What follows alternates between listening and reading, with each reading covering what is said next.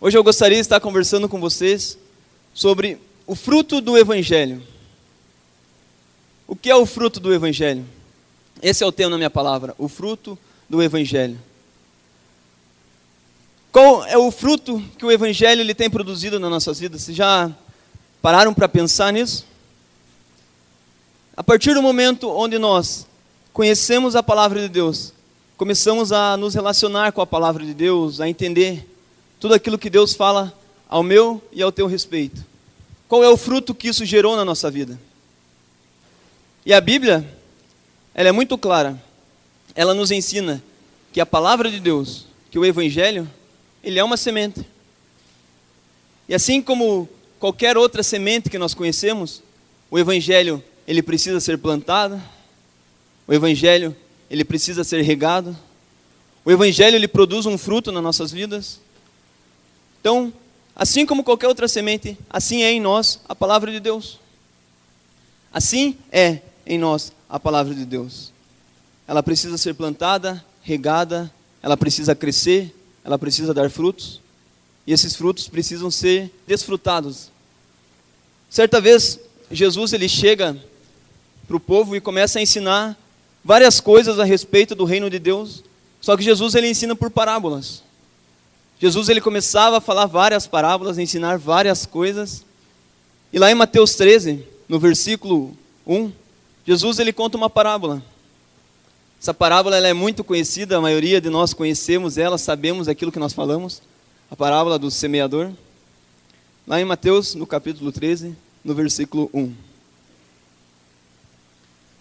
Fala assim: naquele mesmo dia, saindo Jesus de casa, assentou-se à beira-mar, e grandes multidões se reuniam perto dele, de modo que ele entrou num barco e se assentou.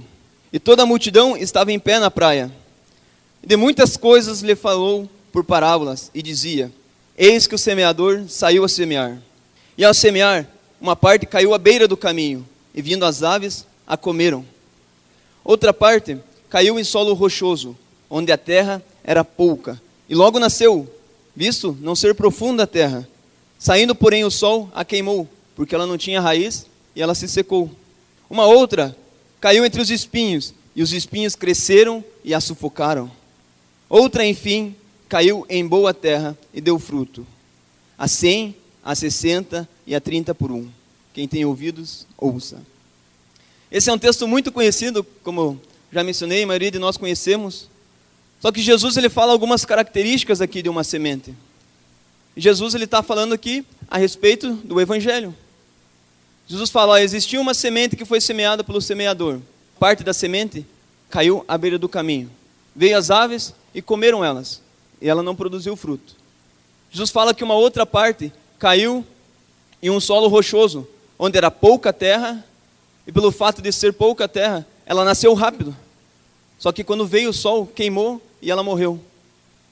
Jesus fala que a outra parte ela caiu no meio dos espinhos. Mas aí os espinhos cresceram e acabaram sufocando essa semente, ela não frutificou.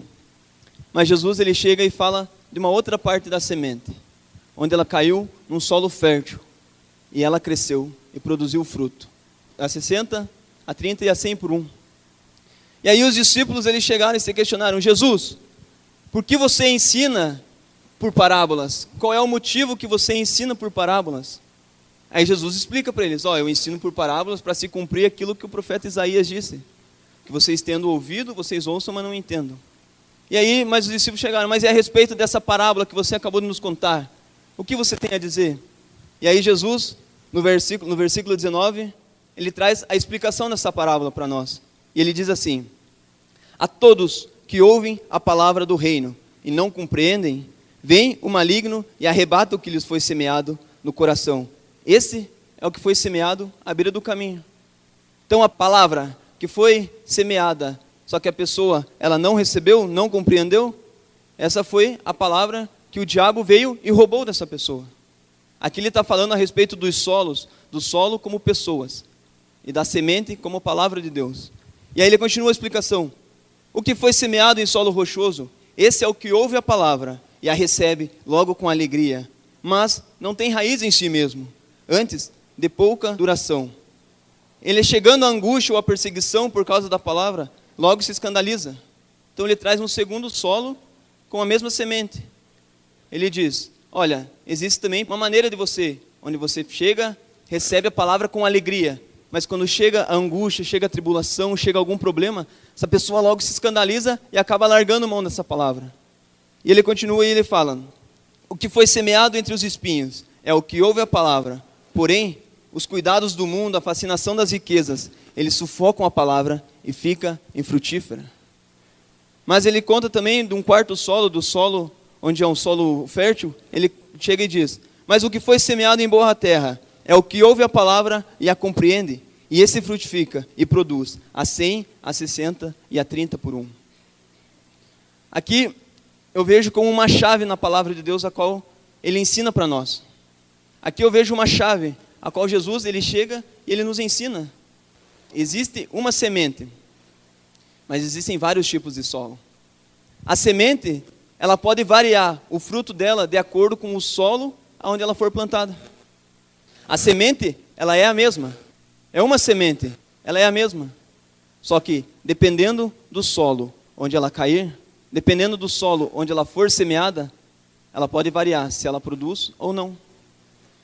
E Jesus, a respeito do último solo ali, do solo fértil, ele fala, mas o que foi semeado em boa terra é o que ouve a palavra e a compreende, e esse frutifica e produz a 100, a 60 e a 30 por um. Essa palavra aqui, compreende, significa tomar para si, unir com a mente. Então Jesus aqui ele está ensinando algo a respeito da palavra. Então você ouve a palavra, meu irmão, não perca a palavra, não deixe a palavra fugir, mas receba ela. Fale, não, isso é para mim, isso é meu. A palavra de Deus fala a meu respeito. Pegue ela para si, toma ela para você e una ela com tua mente. Faça isso parte de você. Jesus está dizendo, olha, é assim a palavra. É assim que eu disse para você. Aquele que ouve e compreende. Aquele que ouve e recebe as palavras. Vamos avançando mais um pouco no pensamento.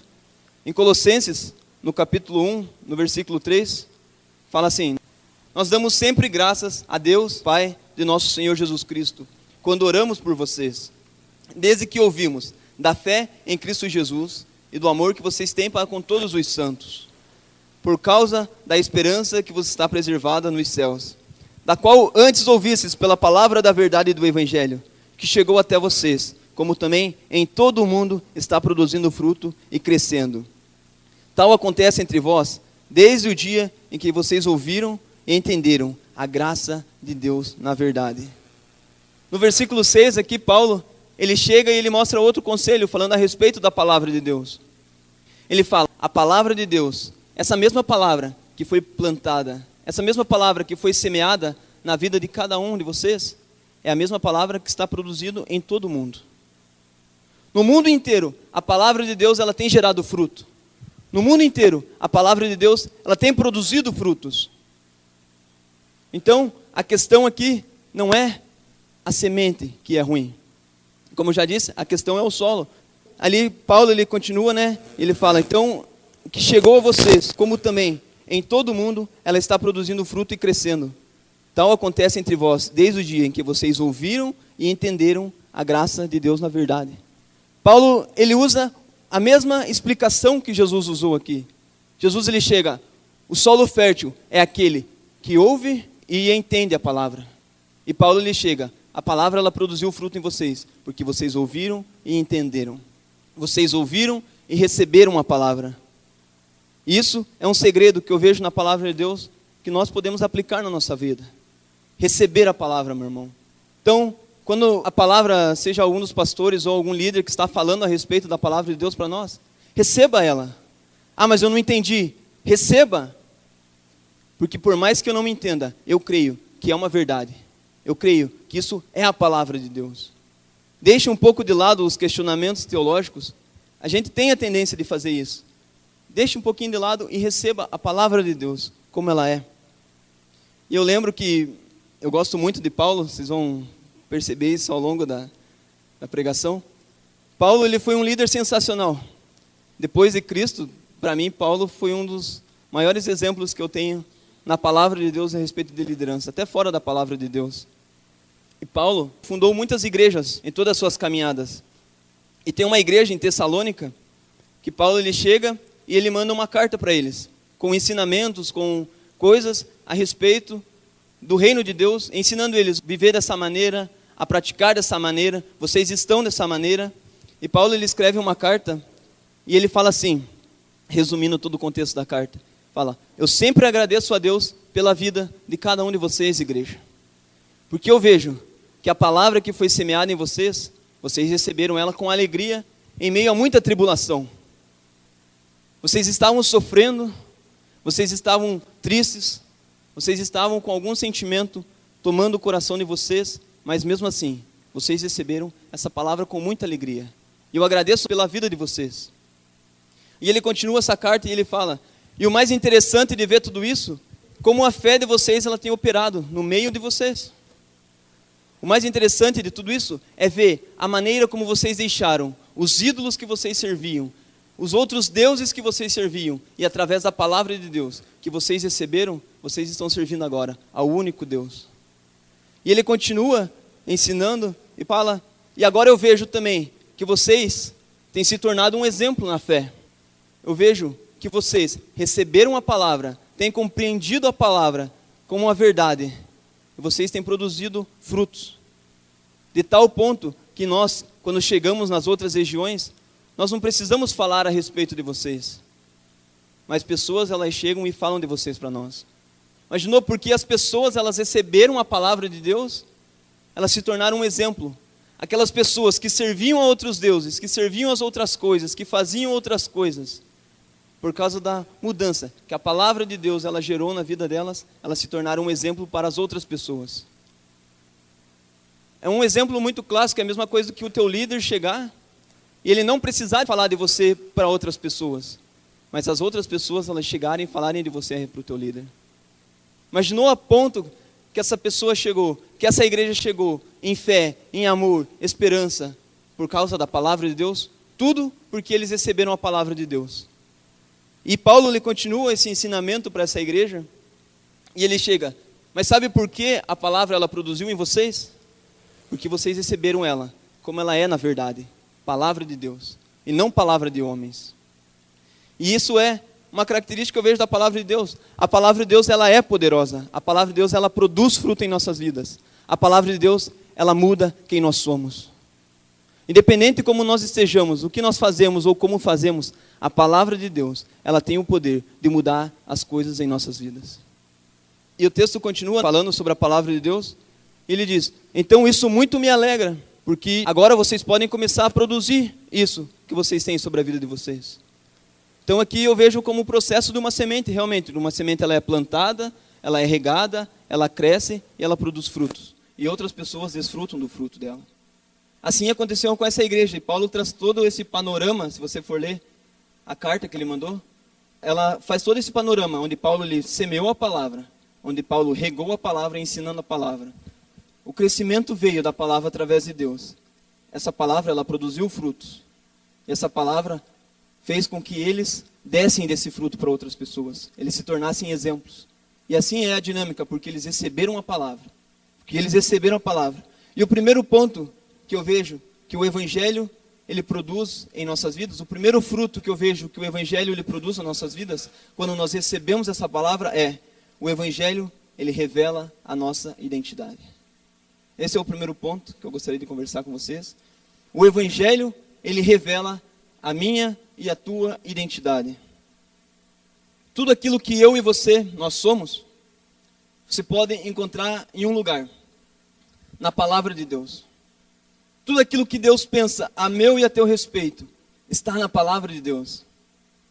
Tudo aquilo que você pensa que você é, tudo aquilo que você não conhece a teu respeito, tudo aquilo que você precisa aprender, que nós precisamos aprender a nosso respeito, isso está na palavra de Deus. A palavra de Deus ela fala quem nós somos, e lá em Romanos, no capítulo 1, no versículo 16, ele fala assim, Romanos, no capítulo 1, versículo 16 e 17. Ele diz assim: porque eu não me envergonho do evangelho, pois ele é o poder de Deus para a salvação de todo aquele que crê, primeiro judeu e também do grego.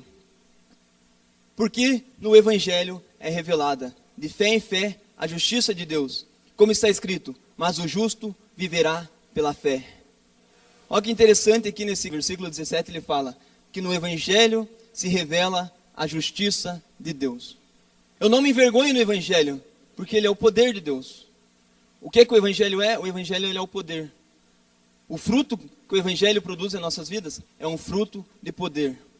A igreja de Tessalônica ela foi transformada por quê? Porque um fruto poderoso foi semeado nelas. Uma semente poderosa foi semeada nelas, dentro daquela igreja, naquela igreja.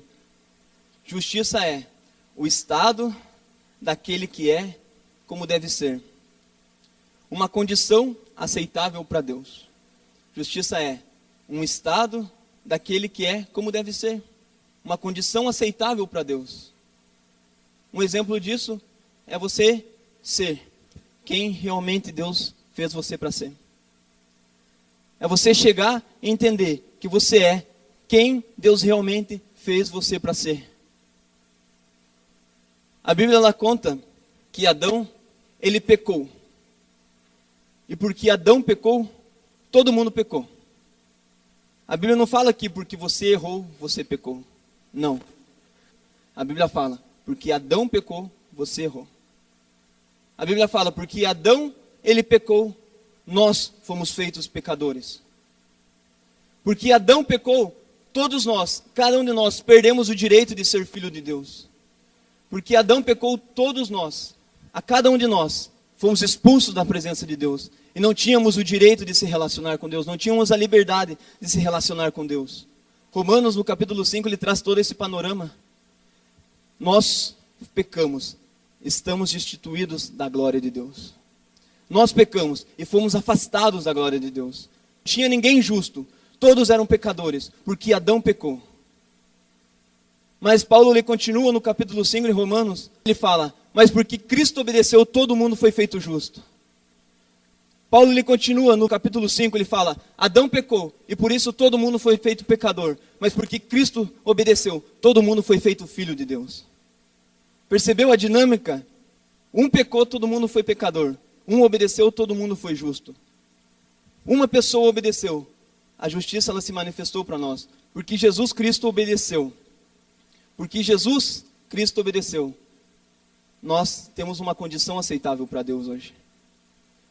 Porque Jesus Cristo obedeceu, você é, eu sou como nós tínhamos que ser.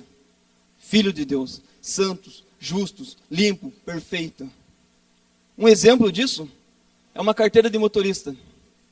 Um exemplo para a gente entender. Para você dirigir o teu carro, para você sair com o teu carro, você precisa, conforme a lei, em todo o território nacional, você precisa ter uma carteira de habilitação.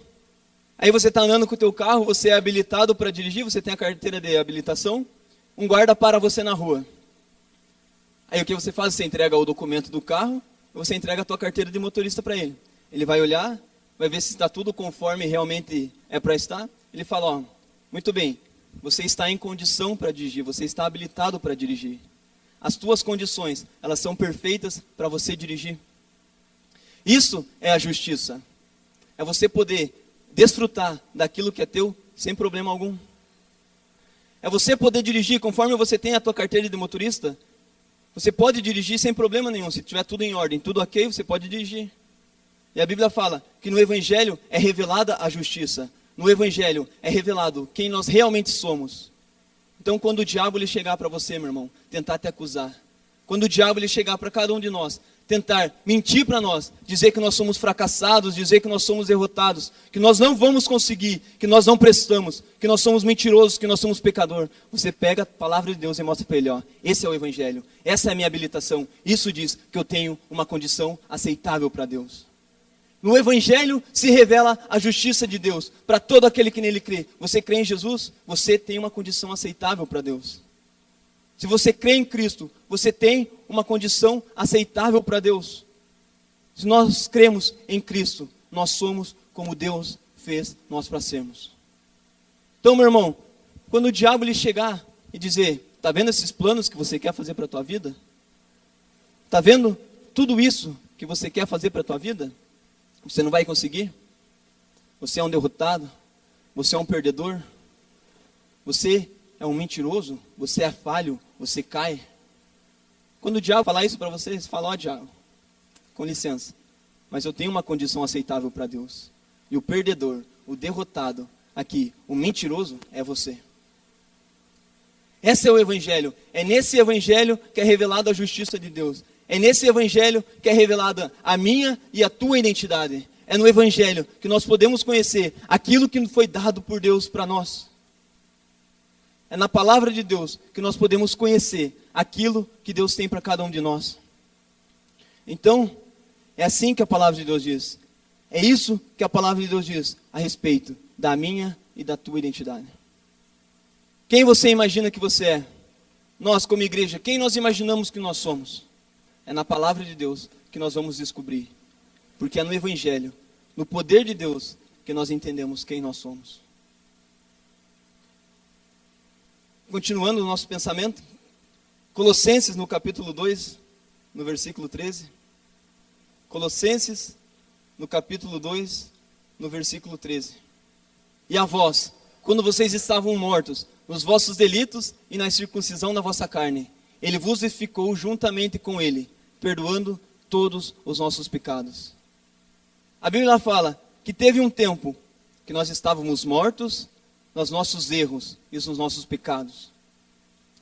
Existia um tempo onde nós estávamos mortos em todos os nossos erros, em todos os nossos pecados, nós estávamos afundados. Mas a Bíblia fala que Jesus nos vivificou juntamente com eles. E ele perdoou todos os nossos pecados, todos os nossos delitos, todos os nossos erros. Qual é a nossa identidade hoje? A nossa identidade é de alguém que é limpo, de alguém que é vivo, de alguém que é perfeito, de alguém que é santo, de alguém que é justo, de alguém que vive com Cristo Jesus. Esse é um fruto que o Evangelho ele produz nas nossas vidas. Esse é um fruto que o Evangelho ele mostra para nós, que nós temos uma identidade, e a nossa identidade ela é de filho de Deus. E o diabo, deixa eu te contar, o diabo ele vai vir, ele vai tentar te acusar, ele vai tentar mentir para você, ele vai dizer que você não é capaz, ele vai dizer que nós não vamos conseguir de jeito algum, que nós somos isso, que nós somos aquilo. Mas o versículo 14 ele traz essa verdade sobre a nossa vida, ele fala o seguinte: e havendo riscado todo o escrito de dívida que havia contra nós, nas suas ordenanças, o qual nos era contrário, ele removeu do meio de nós e o cravou na cruz. Qual que é a tua identidade? Tua identidade é de alguém que está perdoado. A nossa identidade é de alguém que não tem dívida alguma.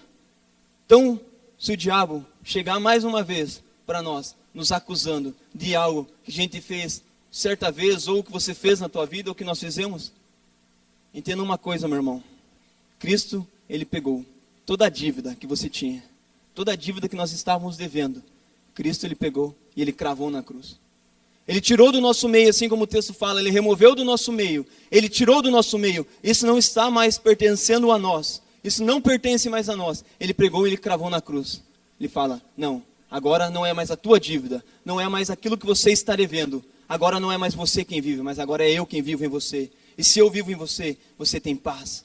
Se eu vivo em você, você tem alegria, você tem a bondade, você tem a vitória. Se eu vivo em você, agora você não tem mais dívida, agora você é um mais que vencedor. Se eu, Cristo, eu estou em você, você entende, você recebe essa palavra de que eu sou o teu Salvador, que eu cravei isso na cruz.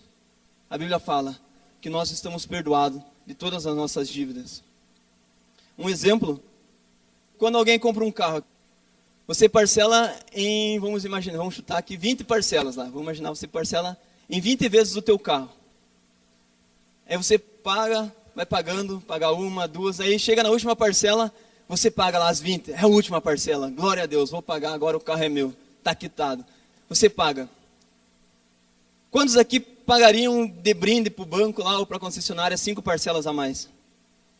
Não, eu vou chegar, já paguei meu carro, agora todo mês vai sobrar 700, 800, R$1.000 aqui, vou dar para o banco, né, já que já estou acostumado. Quantos fariam isso? Ninguém faria, né? Claro que não.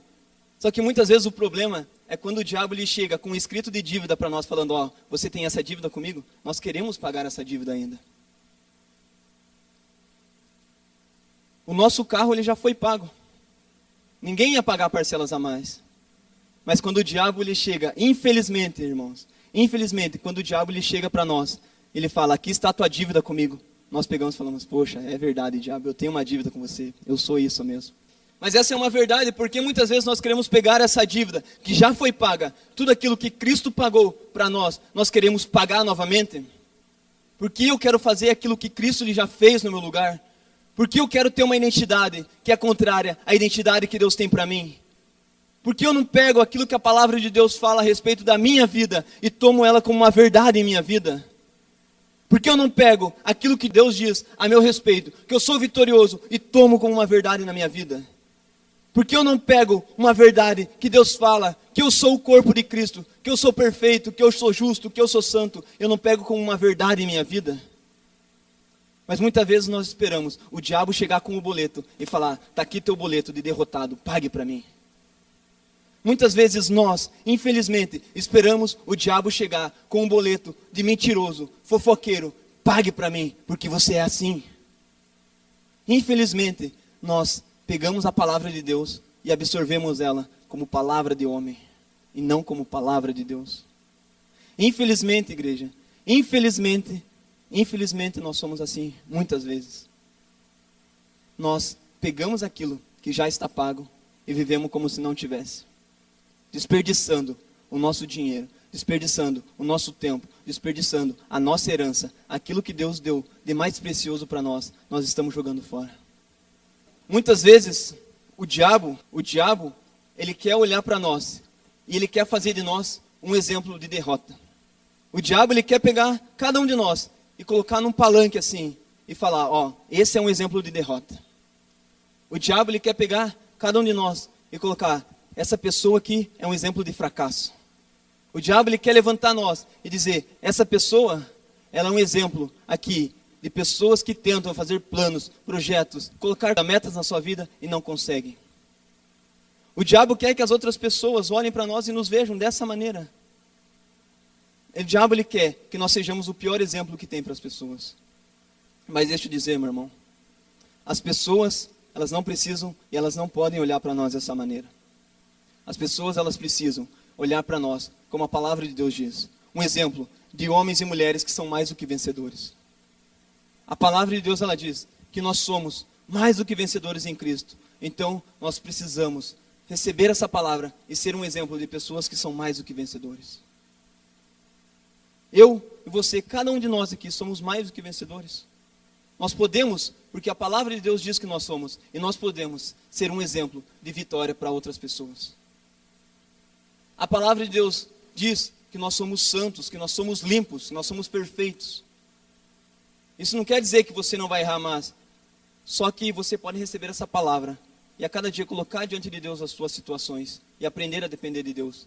E em vez de você se tornar um exemplo de pessoa que só erra, que só vacila, que só cai, Deus pode levantar você, porque a palavra de Deus fala isso como um exemplo de homem que acerta, de um homem que vence, um homem que conquista, um homem e uma mulher de Deus que avança e que caminha.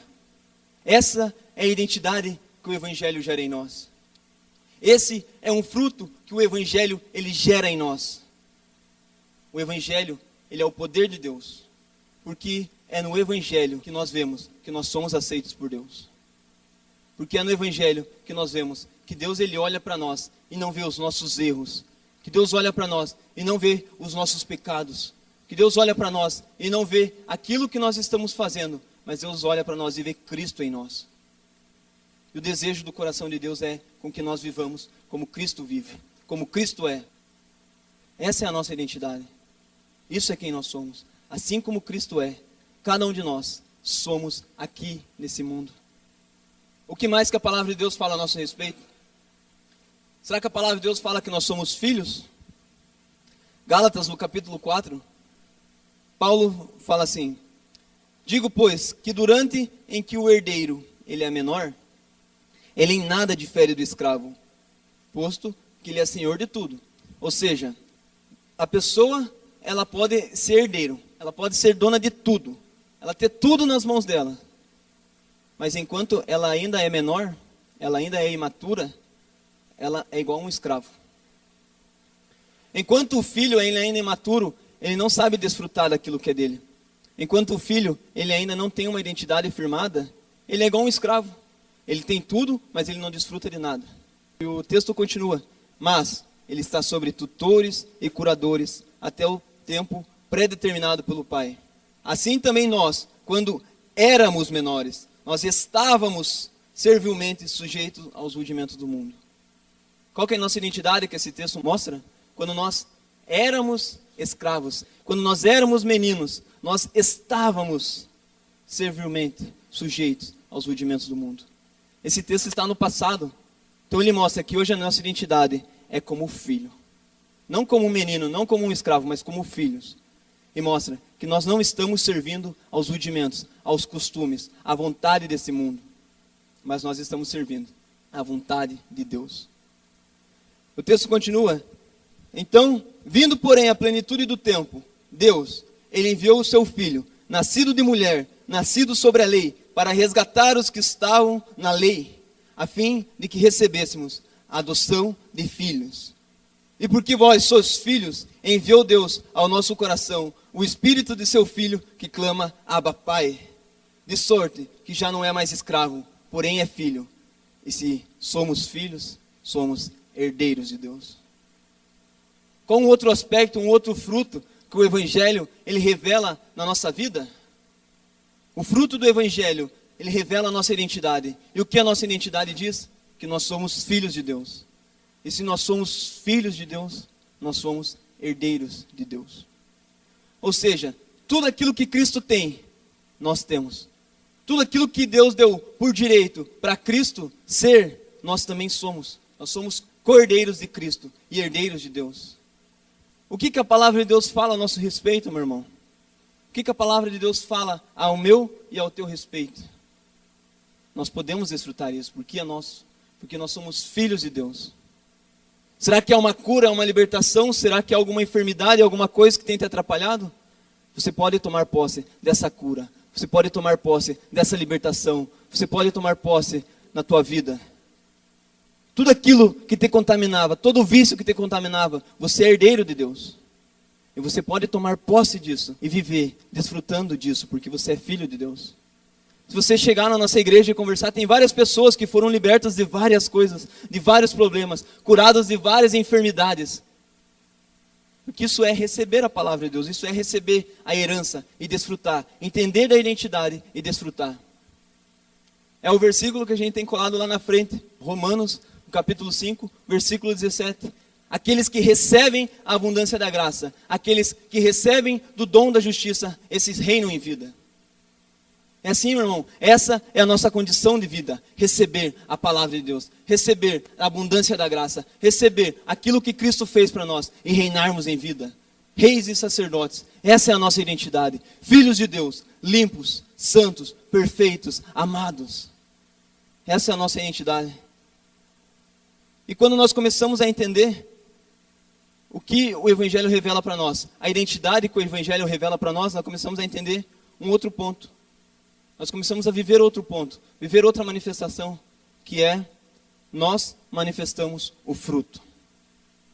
Um fruto, quando ele nasce, ele cresce, e dentro desse fruto tem uma outra semente. E essa semente, ela pode ser plantada novamente e nascer uma outra árvore, produzir um outro fruto ainda. Ou também, quando um fruto nasce, as pessoas podem ir e pegar e desfrutar desse fruto. E assim também é nas nossas vidas. Quando o Evangelho, ele produz um fruto em nós, outras pessoas chegarem até nós e desfrutarem desse fruto também em nossas vidas.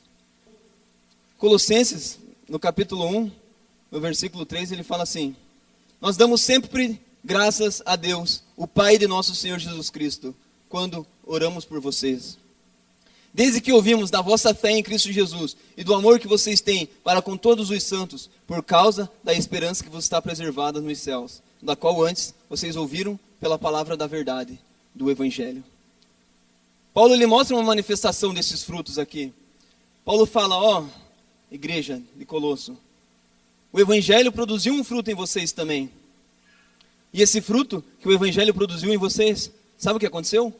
Vocês passaram a direcionar a fé de vocês para o lugar correto, que é Cristo Jesus. Ele fala, da vossa fé em Cristo Jesus e do amor que vocês têm para com todos os santos. Paulo lhe mostra essa condição, isso que o Evangelho produz em nós, esse fruto que o Evangelho produz em nós. Ele falou, agora igreja, vocês estão entendendo a palavra, vocês receberam a palavra, vocês receberam a identidade que vocês têm. Então agora, vocês estão direcionando a fé de vocês para o lugar certo, que é para Cristo. Vocês estão entendendo que as coisas que vocês precisam receber não estão em outras pessoas, não está na esperança em outras pessoas, não a fé não está colocada em outras pessoas, não deve ser colocada em pessoas. Mas vocês estão direcionando a fé para o lugar certo, que é Cristo Jesus. E ele fala, e ainda mais, isso produziu em vocês o amor para com todos os santos, com toda a igreja. Eu vejo o amor sendo manifesto dentro de vocês. Legal aqui que Paulo fala que o amor, ele é um fruto do Evangelho em nossas vidas. Isso me levou a um questionamento, eu falei, poxa, então, se o amor, ele é um fruto do Evangelho em minha vida, muitas vezes eu não consigo amar o meu próximo, é porque não porque falta vontade de amar, mas é porque falta a palavra de Deus. Isso me levou a um questionamento. Poxa Deus, então quando eu tenho dificuldades para amar, isso quer dizer, então que não falta vontade de amar em mim. Às vezes minha disposição pode ser boa, mas muitas vezes pode ser falta de palavra de Deus, falta da palavra de Deus em minha vida. Porque a palavra de Deus, ela produz o amor. E nós manifestamos esse amor. Jesus, ele chega certa vez, os pessoal lá do estado dos céus chegaram a interrogar ele. Perguntaram, mestre, qual é o maior dos mandamentos? Aí eles chegaram e falaram, amará o Senhor teu Deus de todo o teu coração, de toda a tua alma, de todo o teu entendimento.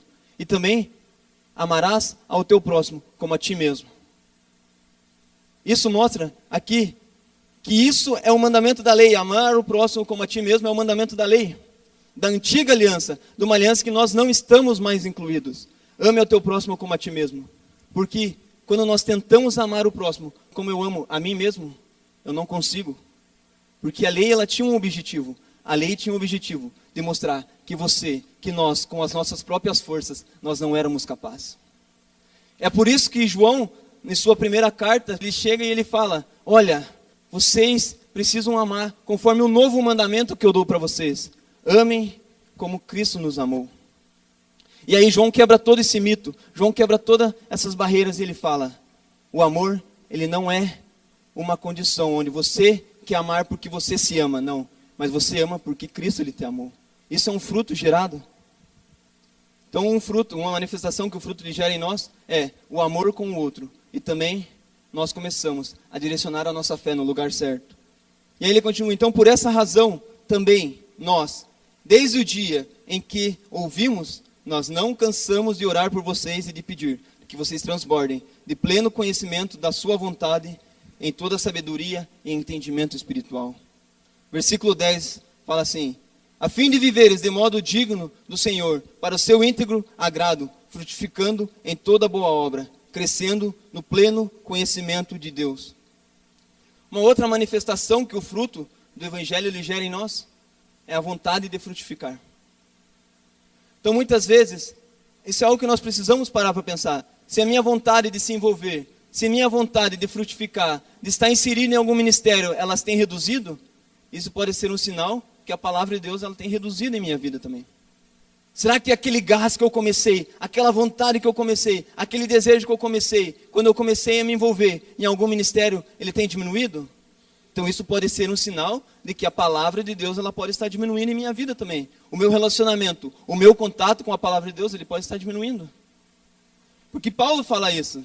Não sou eu que estou falando. Paulo fala que o Evangelho chegou até vocês. E isso fez com que vocês frutificassem toda boa obra. Mas Tiago, eu tenho vontade de me envolver em um ministério. Eu tenho vontade de me envolver, só que eu tenho medo. Eu tenho medo de não conseguir dar conta. Eu tenho medo de me envolver e não conseguir dar o meu melhor. Eu tenho medo de me envolver e não conseguir terminar aquilo que eu me envolvi. O versículo 11 fala o seguinte, porque vocês são fortalecidos com todo o poder, segundo a força da sua glória, em toda perseverança, longanimidade, com alegria. É isso que a palavra de Deus fala. Você está com medo de se envolver.